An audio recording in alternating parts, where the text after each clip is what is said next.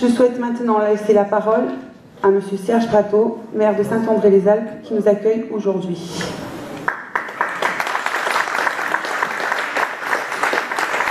Merci Madame la Présidente. Donc, sachez qu'en tant que maire de la commune qui accueille cette foire agricole, c'est la 27e du nom. Donc on a commencé, j'étais jeune conseiller municipal en 1983. Donc Alain Martel qui est là peut en témoigner puisqu'il était à l'origine de la création de la foire.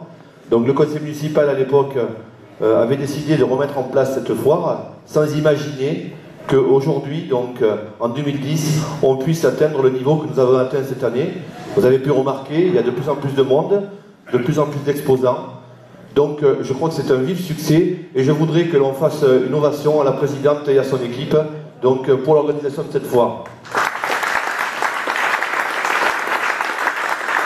Merci Cécile, merci donc à ton équipe, merci à Aurélie qui doit se cacher par là. Aurélie qui donc cette année a remplacé au pied levé Aline qui est retenue pour des obligations on va dire importantes puisqu'elle doit normalement accoucher aujourd'hui. Donc on peut aussi avoir une pensée émue pour Aline qui normalement devrait accoucher dans la journée. Merci également au personnel communal qui depuis de nombreuses années, et maintenant on arrive à avoir une foire organisée sans gros problème, le personnel communal, que ce soit le personnel technique mais également le personnel administratif, il faut gérer les réservations, il faut gérer les emplacements. On reçoit des coups de téléphone à peu près 15 par jour, une semaine avant la foire, par des artisans, par des exposants qui souhaitent venir s'installer dans cette foire pour la première fois. Vous comprenez bien que quand on voit le nombre d'exposants qui sont présents, c'est difficile, on ne peut malheureusement pas pousser les murs. Donc on essaie chaque année de proposer de nouveaux emplacements, d'allonger dans un sens ou dans l'autre. Je crois qu'on va continuer et on espère continuer dans cette voie. Et donc un grand merci au personnel communal.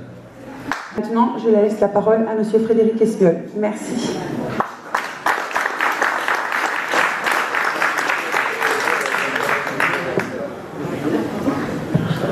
Madame la Présidente, Monsieur le maire, Mesdames et Messieurs les élus, c'est que vous êtes nombreux, donc Messieurs les maires, Messieurs les conseillers généraux, Madame et Monsieur le conseiller régional, Monsieur le directeur départemental du territoire, Monsieur le sous-préfet. Voilà, c'est avec beaucoup de plaisir, une fois de plus, mais la Chambre d'agriculture, bien sûr, est associée à cette manifestation. Et je tiendrai aussi personnellement à féliciter, bien sûr, Cécile et toute son équipe du comité de foire pour cette excellente organisation. Je veux dire, c'est vrai qu'il y a beaucoup d'équipes qui se succèdent depuis ces 27 dernières années. Alors moi, j'ai pas le... Et tant mieux, je n'ai pas encore fait...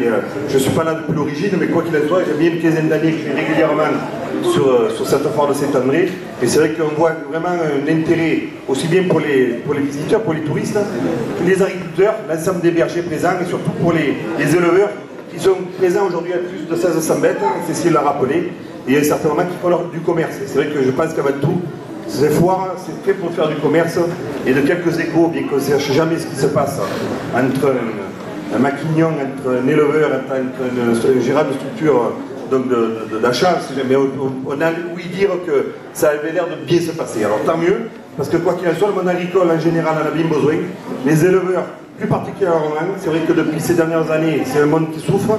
Il y a un certain nombre d'aides qui sont arrivées depuis 2 ans pour les accompagner, mais quoi qu'il en soit, même s'il semblerait que le commerce des agneaux, des tardons se fasse d'une bonne façon, c'est pas pour autant qu'il faut à un certain moment écarter les problèmes. Et je ne vais parler que d'un problème. Parce qu'aujourd'hui, vous avez l'habitude, ou certains d'entre vous, de nous entendre, professionnels, élus, parler des problèmes agricoles. Et je pense qu'aujourd'hui, je voudrais parler que d'un problème, parce que je pense que c'est celui qui est sur les langues, les bouches, dans les bouches de tous les éleveurs. C'est le problème récurrent du loup. Alors c'est vrai que je ne sais plus comment il faut aborder ce problème, parce que c'est vrai que ça fait maintenant depuis 1992 que nous en parlons à toutes les foires, que nous en parlons tout au long de l'année, que nous en sommes aux côtés, et je tiens quand même à le remercier, de notre administration, de l'ensemble de nos élus, pour essayer de pallier, et je trouve qu'on n'a pas les besoins nécessaires, pour essayer de faire reculer ce fléau, parce que quoi qu'il en soit, bon, c'est vrai que nous l'avons tous entendu, que nous avons fait le tour de foire. Les problèmes sont omniprésents sur l'ensemble du département, d'une intensité comme peut-être on n'a jamais connue, sur l'ensemble du territoire. Je veux dire, on est dans la vallée du Verdon, mais on peut entendre les éleveurs de Lubail, des Monges, de Costebelle, même sur Roves du Bion, donc tous les contreforts de Lure. Donc je veux dire, le loup aujourd'hui, chacun sait qu'il est omniprésent. Alors c'est vrai qu'on peut se féliciter, c'est très symbolique, hein, c'est un premier pas. lorsqu'il est venu le président de la République, donc Nicolas Sarkozy, sur une ferme, donc voir un éleveur au vin sur Noyer-sur-Gerbron, Charlotte Martin pour ne pas la citer. Je pense qu'à un certain moment, c'est vrai qu'il y a un certain moment, un point important qui a été mis en avant, c'est le prélèvement de loup. C'était déjà une bonne avancée, mais quoi qu'il en soit, qu'est-ce que c'est un loup? Lorsque, bon, je ne vais pas annoncer de chiffres, je ne le connais pas officiellement, mais bon, lorsqu'on peut entendre parler de plus de 40 loups, peut-être sur ce département, qu'est-ce que c'est un loup? Et qu'est-ce que c'est l'exaspération des uns et des autres? Et c'est vrai qu'on est sans réponse. On est sans réponse. Je pense que dès l'année prochaine, il va falloir être à un certain moment beaucoup plus offensif pour donner les autorisations de tir au démarrage des mises en estive. Je pense que cette année, les autorisations arrivent trop tard. Les protections, il y a un protocole qui est en place avec des chaînes de troupeaux qui aujourd'hui font leur boulot, mais qui à eux seuls, on voit bien qu'ils ne sont pas suffisants. Donc c'est vrai que ce problème du loup, ça a beaucoup d'amertume et beaucoup de regrets que nous constatons, qui continuent à baisser, on l'a toujours dit, et qu'on n'arrive pas forcément à y mettre un frein. Même si pour certains d'entre vous, et c'est vrai que les éleveurs sont indemnisés, je veux bien le croire, mais je pense que les éleveurs, en aucun cas, demandent l'indemnisation. Ce qu'ils veulent, c'est la tranquillité des alpages. Et je pense que les bergers qui étaient ici présents, je pense que c'est leur cœur qui parle aujourd'hui. Et c'est à un certain moment leur cœur qu'il faut écouter. Et le plus beau discours qu'on pourra faire, à un certain moment, ne sera pas aussi fort que les témoignages qu'il y a, entre autres, depuis ces quelques temps sur les différents châteaux de foire. Voilà donc le seul problème vraiment récurrent, important que je voulais parler, qui touche vraiment la problématique de l'élevage. Je voudrais revenir sur cette charte, par contre, qui est un moment aussi sympathique donc, de nos interventions d'aujourd'hui, c'est donc cette signature de la charte d'agriculture durable du pays à 3V. Alors c'est un travail de longue haleine.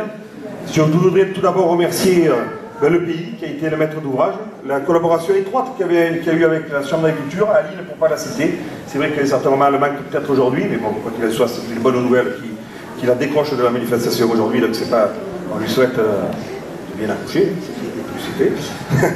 donc c'est vrai que ce travail, bon, lorsqu'on parle de charte, c'est vrai que c'est toujours des moments forts, et souvent beaucoup disent qu'est-ce qu'on va y mettre, quelles mesures concrètes il y a, parce que c'est vrai qu'il y a eu une large concertation avec l'ensemble des forces vives du territoire, et c'est vrai que cela, ça a été fait vraiment d'une façon la plus large possible, un travail important de travail de terrain, que ce soit donc sur l'état des lieux de votre territoire, sur l'interview d'acteurs du territoire, que ce soit les agriculteurs, les élus, les acteurs intervenants sur le territoire, tels que les offices de tourisme, l'ONF, la Fédération de la chasse, les associations. C'est vrai que certainement le panel le plus large a été à un certain moment interpellé. Et ça a été animé, c'est l'animation d'un certain moment d'ateliers de prospective qui ont permis de définir une stratégie et de proposer des actions. Et je voudrais surtout revenir sur ces actions, parce que c'est vraiment la charte. Même si à un certain moment elle est un fil conducteur et elle reprend un certain nombre d'orientations locales, ce qui est important, c'est d'avoir les plans d'action, les fiches d'action derrière, mais qui permettent justement de travailler sur le territoire. Et je retiens des trois. Tout d'abord, améliorer les revenus des agriculteurs.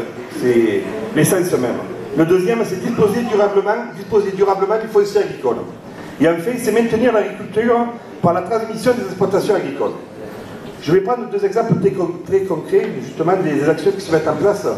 Quand on parle de foncier agricole, vous savez que c'est avec beaucoup de plaisir. Moi, je participais à une réunion, je ne sais plus, c'était au courant du mois de juillet, je crois juillet, justement, où à un certain moment, c'était les premières. C'était qu'est-ce qu'on mettait comme plan d'action. Quand on parle du foncier, c'est un domaine qui est très sensible pour le monde agricole, qui est très sensible aussi pour les élus que vous êtes, parce que c'est vrai qu'à un certain moment, c'est toujours sur le volet agricole, c'est sur le foncier agricole qu'à un certain moment, on développe à un certain moment une économie aussi communale, locale, et c'est important.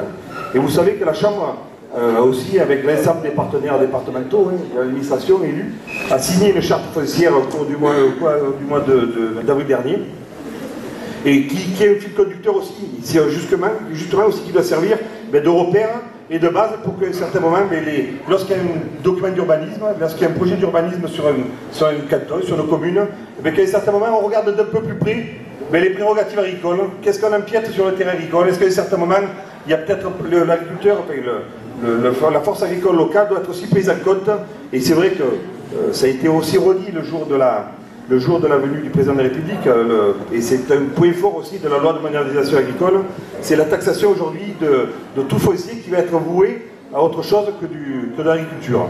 Donc c'est important, je pense qu'on est tous dans la même stratégie, à un certain moment d'avoir une communion, un partage équitable entre le devenir économique et le développement économique de nos communes, de nos villes, et à un certain moment une force vive qui est indispensable, qui est l'agriculture.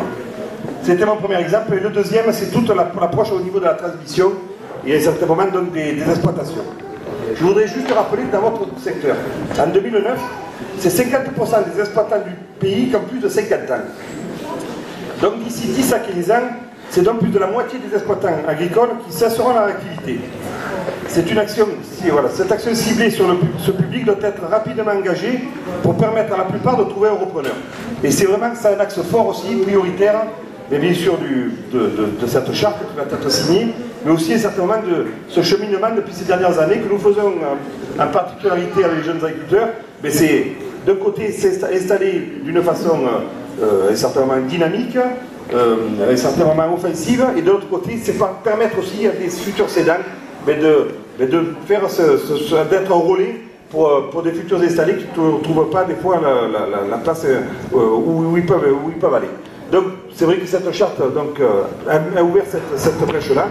Quoi qu'il en soit, nous serons à vos côtés pour essayer de partager et vous faire part de nos expériences et par l'intermédiaire aussi de nos services, parce que nous gérons le répertoire de l'agriculture, où certainement nous avons devant nous un panel de personnes qui sont ou soit qui veulent s'installer ou à un certain moment qui veulent céder. Donc nous avons tous des outils, on va les mettre en commun et on va faire en sorte que notre agriculture et que notre département reste le plus dynamique possible, avec toutes les problématiques, toute sa diversité, mais avec la richesse ô combien indispensable, c'est son agriculture et ses agriculteurs. Je vous remercie donc pour votre écoute.